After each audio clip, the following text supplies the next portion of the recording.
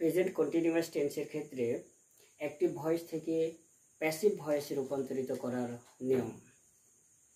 Active ভয়েসের object হবে subject, তারপরে অক্সিলারি ভার্ব হিসাবে এম, ইজ, আর, এরপরে বিইং, এরপর ভার্বের পার্টিসিপল ফর্ম, তারপরে বাই, তারপর অ্যাক্টিভ ভয়েসের সাবজেক্ট হবে প্যাসিভ ভয়েসের অবজেক্ট।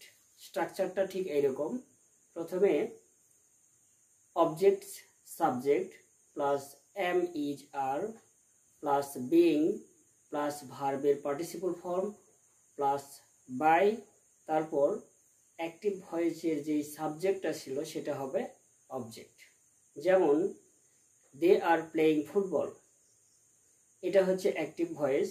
এটাকে যদি আমরা প্যাসিভ ভয়েসে করতে যাই তাহলে হবে football is being played by them. He is reading a book, কি হবে? A book is being read by him.